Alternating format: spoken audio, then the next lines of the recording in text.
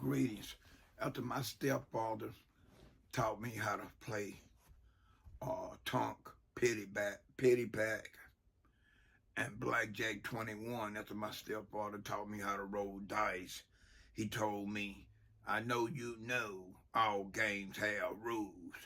So he was trying to figure out the best rules to tell me that I need to be able to keep when I'm gambling. And he told me that never gamble against family, relatives, and close friends. He told me when you gamble against relatives, people that related some kind of way, if you gamble against people that wasn't tied by blood, that made them blood related, but it was other reasons why the family was tied together, he told me that it wouldn't be good for me, right? What my stepfather didn't tell me, and I found out real soon, was that everybody that I played cards against, regardless what card game I was playing, pity pack, tonk, or blackjack 21, anybody that I rolled dice against, they was all family, relatives, or some type of bonded them together. And I found that out real quick, right? And I remember doing one of my fights I got into. The fight started inside the house, inside this family house, and I saw it going bad, so I ran out of the back door. And while running out of the back door, I had one guy trying to come out the back door behind me. They was trying to take their money back, and I was trying to keep them from taking their money back. So I'm outside this damn back door, and I got my body weight leaning on the door from the outside, and this guy's leaning on the door from the inside. He trying to push the door open, right? I didn't want him to push the door open. I needed enough time to be able to run. So I'm looking around for something I could use, some kind of object to pick up, because it's three of them. There's only one coming out of the back door. So I assumed that the other two guys was going to be around front waiting on me. That if I made it around to the front, or if I came out of that back door and I started running toward the front. It was other ways I could have ran. So while I'm looking around, it was a little small trash bin right there. I picked up one of them 32-ounce Coca-Cola bottles. I backed up off the door. He came shooting out of that damn door trying to run up on me. And I hit him in the chest with that damn 32-ounce Coca-Cola bottle and knocked his ass on his damn back. By the time I ran around to the front, the other two guys that was playing cards with us, they was ready, right? They was ready to throw down. And I said, hey, let's go 1-on-1. Let me fight each one of y'all on different terms, right? And they said, nah, we gonna kick your ass and take your money, you little nigga, you. Right? They was upset because as I was winning their money, I was signifying. Okay? Signifying is like being agitative. I was agitating them. What we called it was talking shit. I was talking shit to them about they was gonna lose their money, and they wasn't gonna have no money to buy no wine, have no money to buy no marijuana with. They weren't gonna have no money to buy themselves nothing to eat.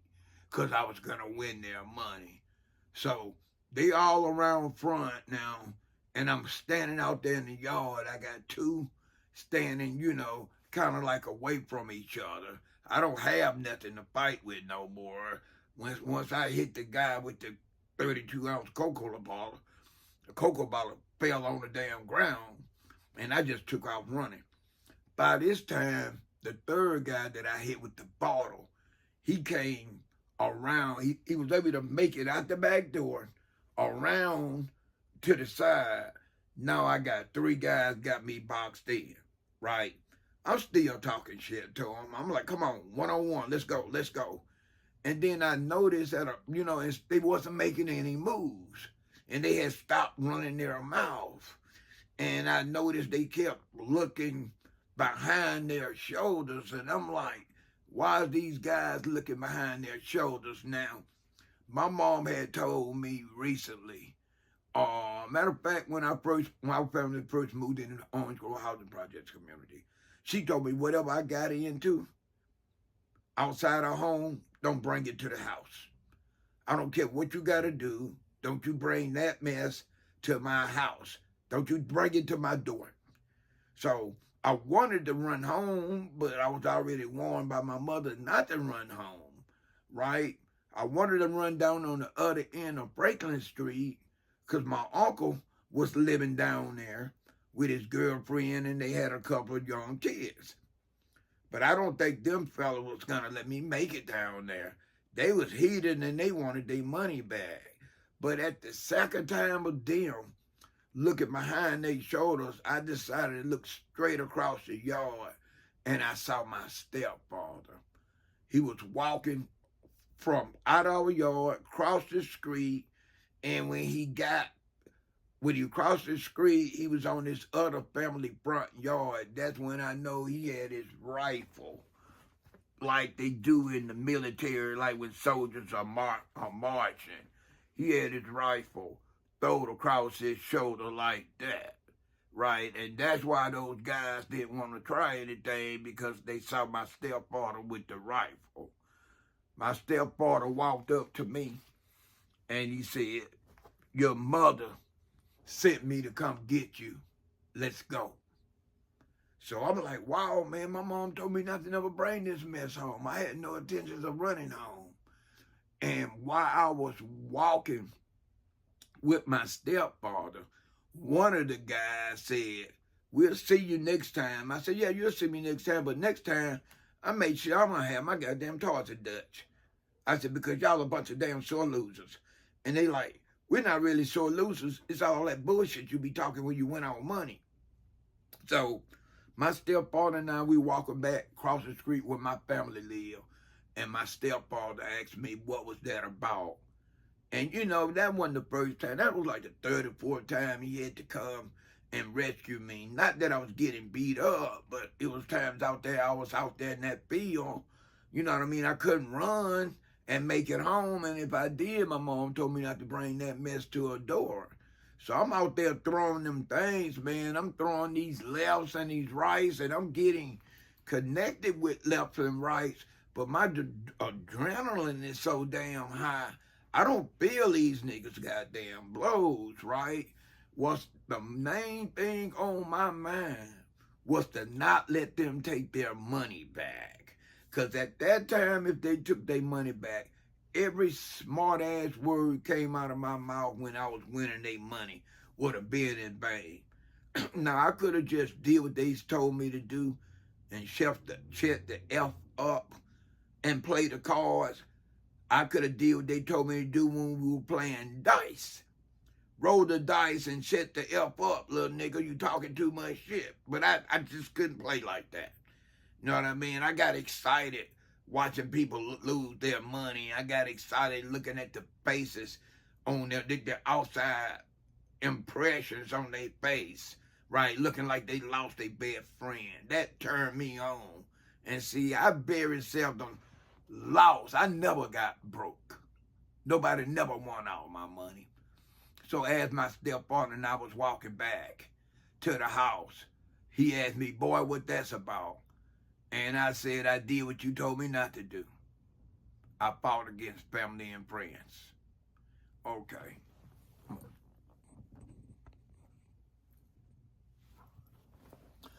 All right. This is number 2. It was numerous places that I could have played cards at, but it fell under the category of family and close friends. And I already had them broken that rule already, right? When I asked my stepfather when he came and got me, why didn't he tell me that everybody in the Orange Grove housing projects, if they wasn't related by blood, they was related by some other means? My stepfather told me, you smart, and I knew you would have figured it out. But what I didn't anticipate was you keep on gambling. I felt like once you realize everybody in the Orange Grove Housing Projects community that you gambled against was related one way or the other, you would stop. And he said, he started laughing. He said, have anybody able to take their money back from you that you all won when you was gambling from them? I said, no, nobody never get no money back. And his number one word that he would say to me when we interact, he would always tell me, you nigga, you. And he'd be smiling. He liked it there. He liked that I wasn't no punk. He liked the idea that I'd throw those things. He had 4 children by my mother, and my mother had 5 children before she met him.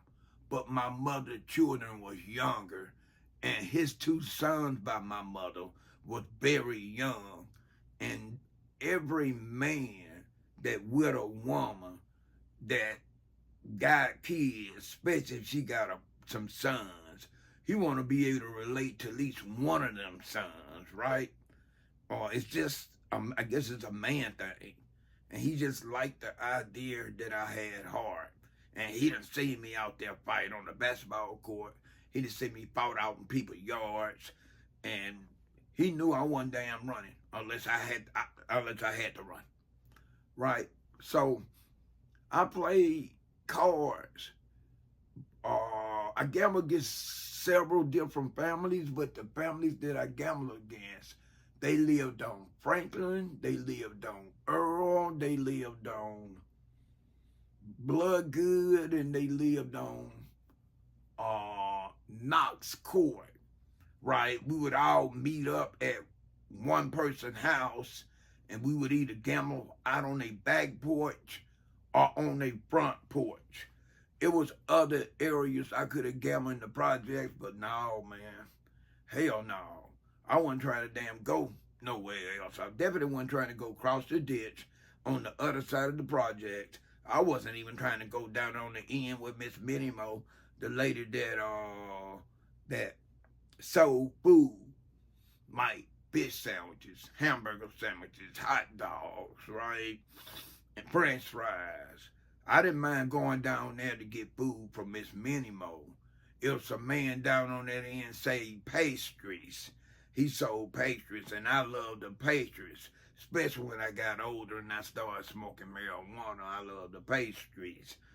So I would walk down there, but I never gambled on that end of the housing projects, right? I knew where to go and what not to go, and certain parts of the Orange Grove housing project was dark at night, right? I don't know why, but it was dark. And there's been times I came home at 11 and 12 at night, and I'd rather damn go the long way, coming off Davis Avenue, traveling down Boulevard and going down Boulevard till I reached Lawrence because it was a lit area. I didn't try to damn be walking through the cuts, taking no shortcuts at night like that, and some of them areas was too dark, and I could get it just like anybody else if somebody saw me walking through there. If they didn't know who I was, I could get attacked. By the time they realized who I was, it's too damn late. So I always tried to make sure that when I walked by myself at night, especially early in the morning like that, when I was on Davis Avenue hanging out with the fellas, maybe in the nightclub or whatever, I always try to make sure I took a route that had light. Now, I want to talk about this family, the family named the Murphys. Now, the Ash and the Murphy family was the main two families I interacted with when it came down to gambling, and I gambled against some Petways and some Belfords too. But the Murphys' situation was different than the rest of the situations, right? So when I met the Murphys, I met them in 1973, time my family and I moved into the Orange Grove Housing Projects community. I used to watch the Murphy and the Ash boys come to the basketball court that was behind the unit, the building that my family lived at. And I would look out my bedroom window and watch them play other guys in basketball. So I went from watching it to coming downstairs, sitting on the back porch watching them play. I went from doing that to where I would go sit over there by the playground area on the big brick benches they had, and watch them play. And they started asking me, did I want to play? So I started playing basketball with them, and they asked me, did I gamble? And they told me they'd be gambling. So eventually I started gambling with both families, the Murphys and the Ash family, right? Now, the Murphys was a large family. It had more girls in the family than guys. And the girls, I would say maybe 3 of them was already grown. And then they had something younger than me. And then they had one that's in my age group. Might have been a year younger than me, or maybe a year and a half, 2 years older than me, right? So they always talked about their brother named Jackie.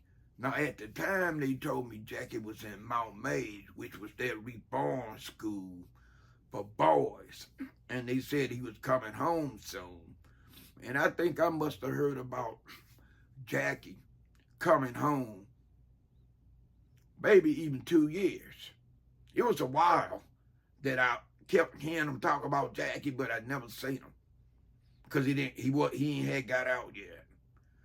One day I went over there one day, and they was in the dining room playing cards, and I see a brother that I haven't seen before, right? And he was older, around the age that they say next older brother was.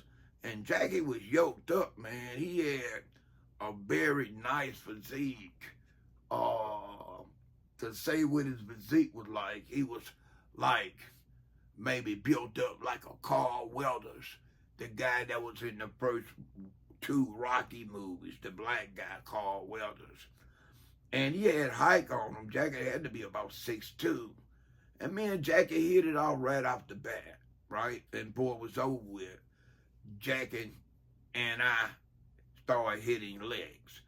Now, Jackie had 2 other guys that they hung out with him. One was his first cousin named John Henry. They called him, I don't know why. Well, I ain't gonna say I don't know why, because the nigga couldn't dress. He didn't know how to coordinate his clothes together. So they called him, his name was John Henry. And so they called him Monkey Joe, right? Because his dress code was just off. He was one of the guys in the projects that just didn't know how to dress. But he was cool. And then there was this other guy that hung out with them, and he lived on the other end he lived on the south end of Franklin Street, named Charles. But they called Charles cocked. Charles was so damn cockeyed. It was times I swore Cock was looking at me. And he wasn't. It was just the position that his eyes was in. And then, especially when we were gambling, I would say, man, what the fuck wrong with you, man? Stop looking at me. I ain't looking at you, little nigga. Play the cards. And then I would say, well, your goddamn eyes are looking at me. Tell your eyes to stop looking at me. And he was like, little nigga, you always talking shit. I'm going to beat your little ass up. But he never put his hands on me. Charles liked me, and me and Charles were cool, right? But he was he was a different dude. He was a cool dude, but man, you never knew who he was looking at. Okay, I'm about to stop this.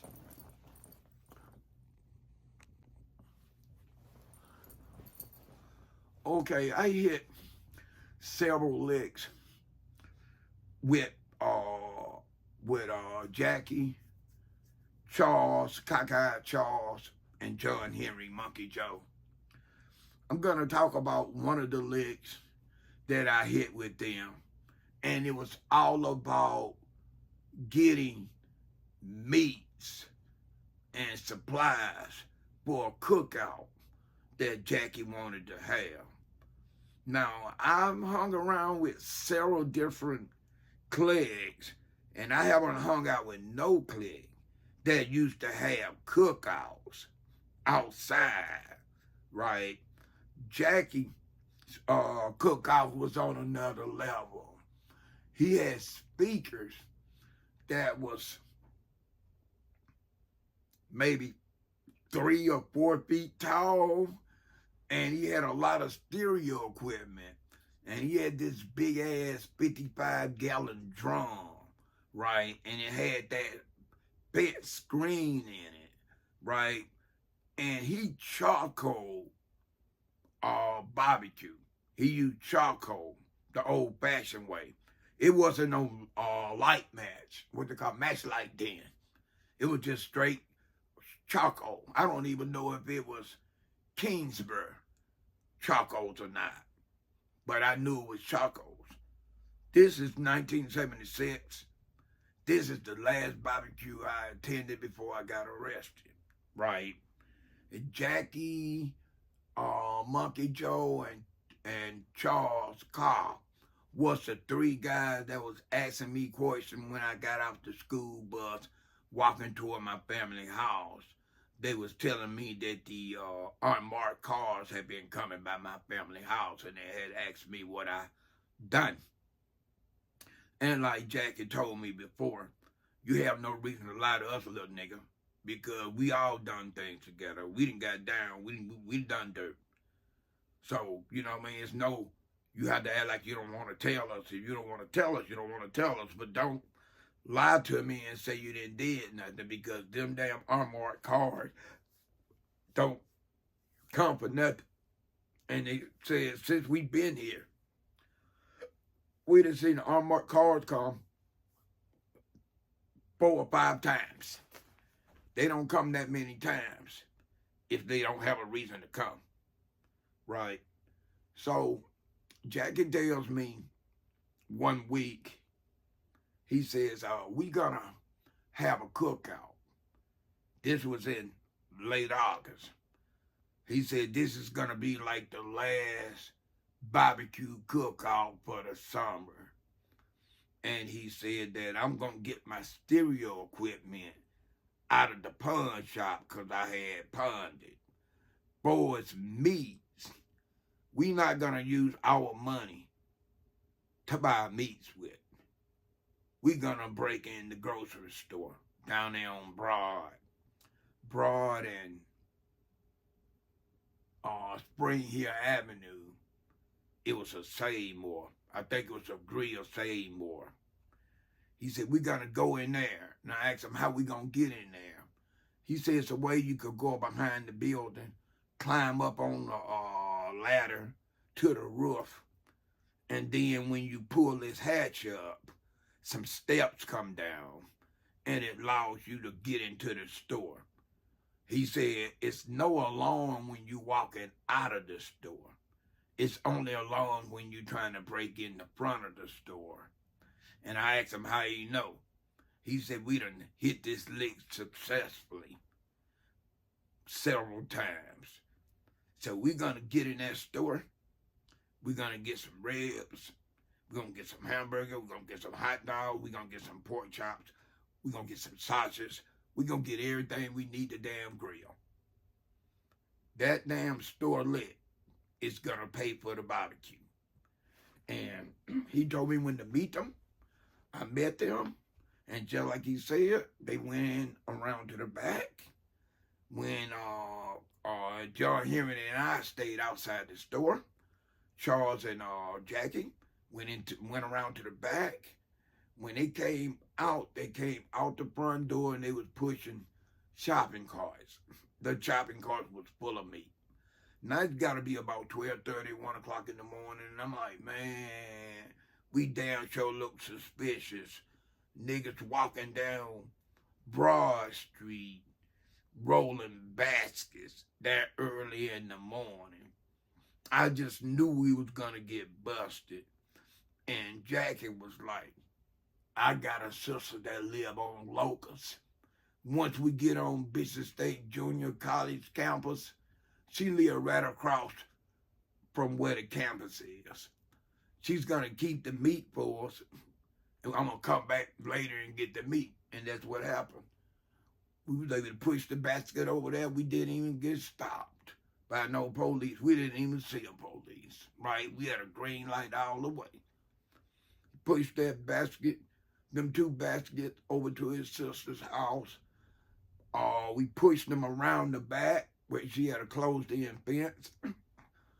Jackie, her, and John Henry said they was all related because John Henry was Jackie's first cousin.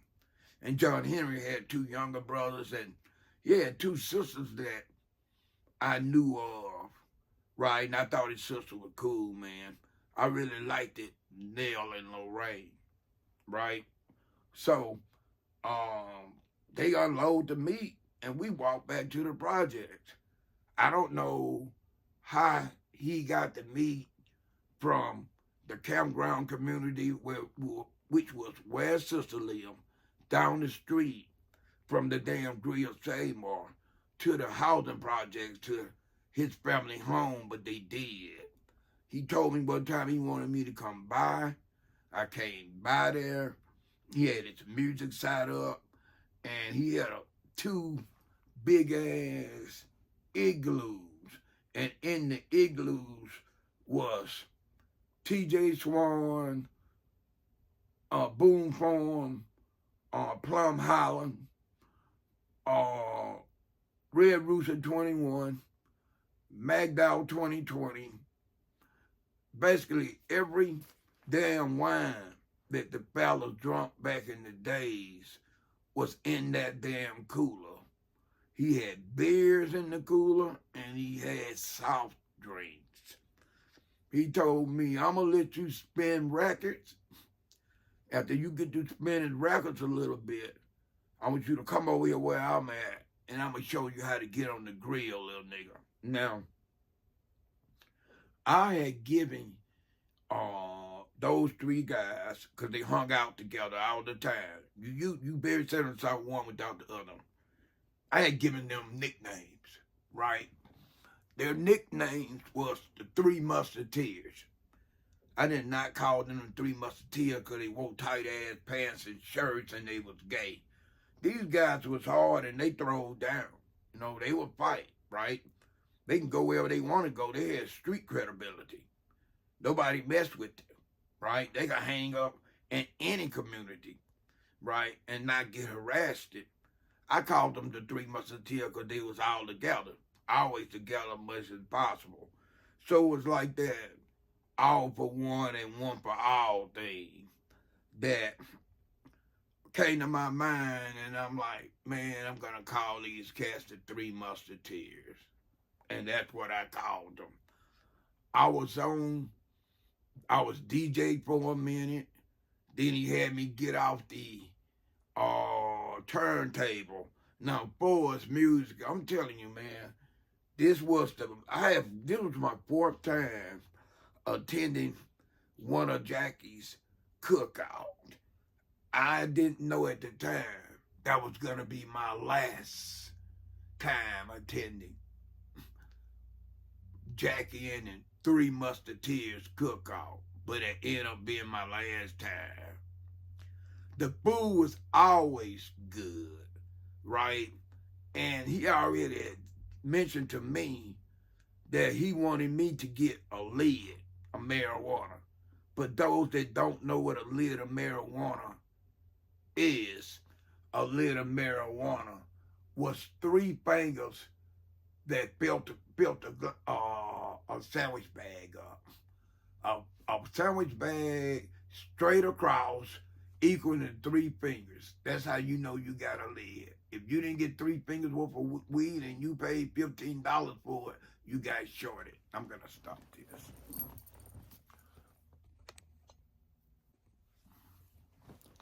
So I did what Jackie had asked me to do.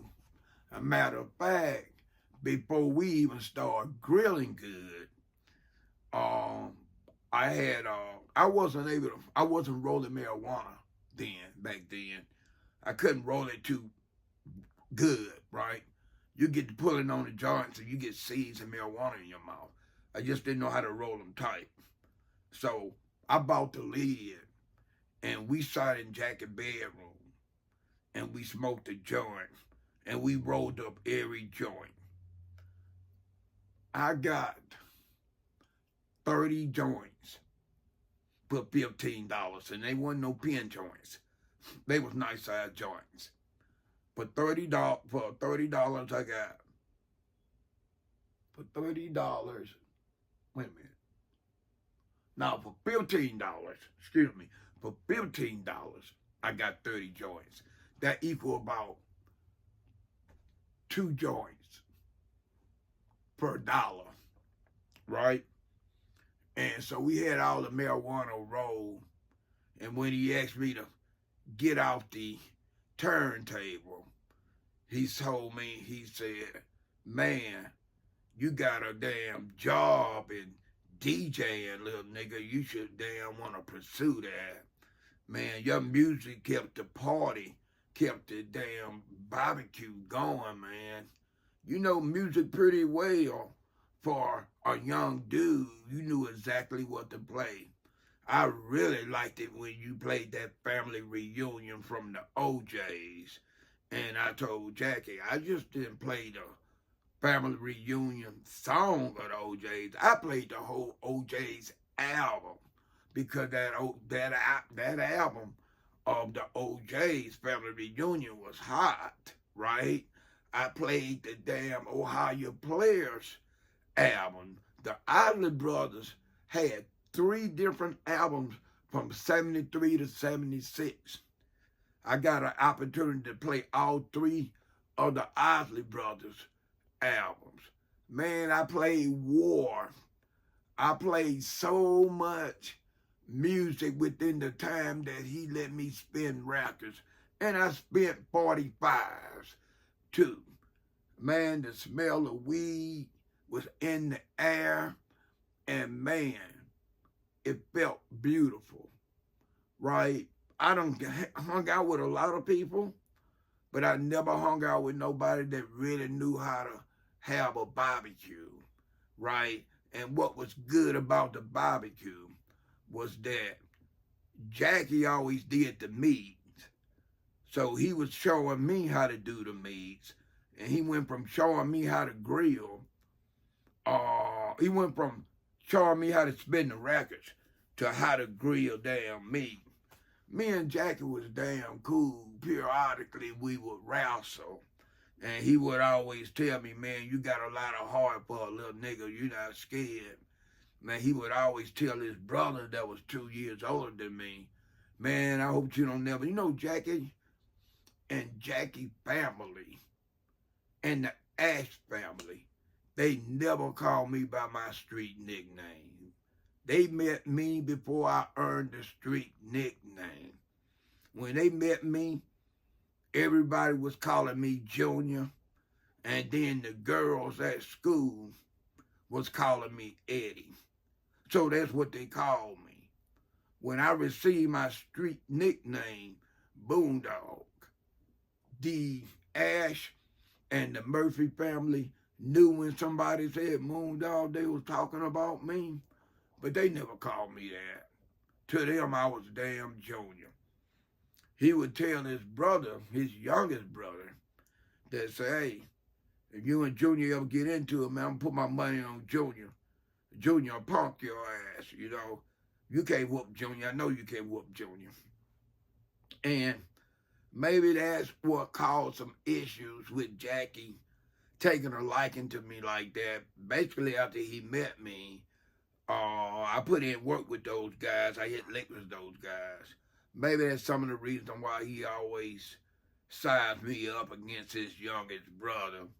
Eventually, his youngest brother got tired of he and Jackie mouth about I could beat him, and he challenged me, and I didn't want to fight him, but he wanted to challenge me straight up with the knuckles, right?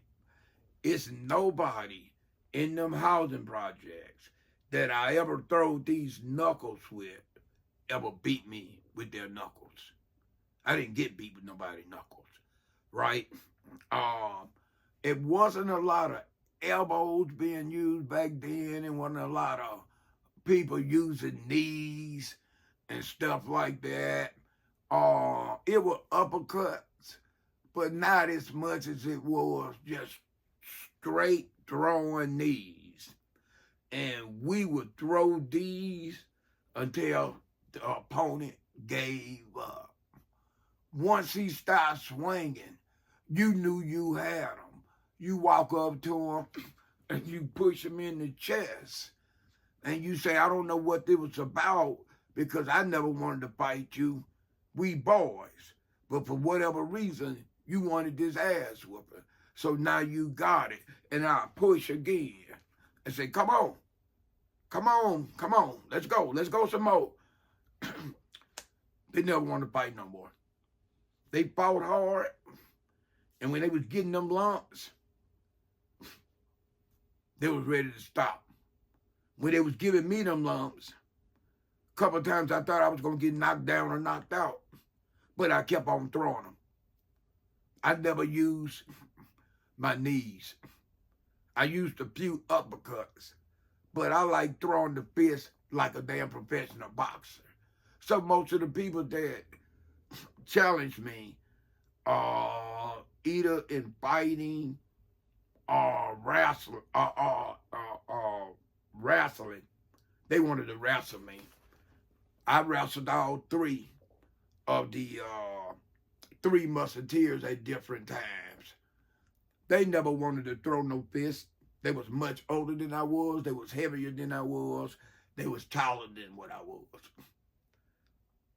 They was damn teenagers, like 18. And I was like 14, 15. So they didn't get no enjoyment out of trying to throw them things with me. They rather wrestle with me, get me down on the ground. And every time they got me on the ground, I got back up. And I'm ready to wrestle again. So I had that endurance. And like I said, nobody. I had several fights on the basketball court, throwing nothing but these. Nobody beat me with their fist. Nobody never beat me with their fist. So after Jackie took me off the grill, off the DJing, then he brought me over, and then I got on the grill, and it was getting time for us to get served, and that was the good part about it, because Jackie had 5 sisters that was old enough to cook, and they would always make the potato salad. They would make the collard greens, sometimes cabbage. They would make cornbread. It was always mac and cheese, and they served the brothers. I waited all those years for my oldest sister to be able to serve me a plate, and she never served me a plate because, if I'm not mistaken, she's 4 or 5 years older than me. So I never got a plate served by my oldest sister during the whole time I lived with my mother. But I got served. I got served up, man. It felt good, man. It felt real good. Sitting there laughing and listening to the music. You know what I mean? You could hear the joyful sound in the air. And it wasn't no hostility. We ate, we drank, we smoked. And Jackie fixed me 2 nice big plates. he had his sisters fix the vegetables, and he told me to get the meat because my stepfather had told me to bring him a plate. And all the swine, the pork that my mother didn't want, my stepfather told me to put it on the plate anyway. He was going to eat all her swine. I had some good times back then, man. The 70s was fucking beautiful.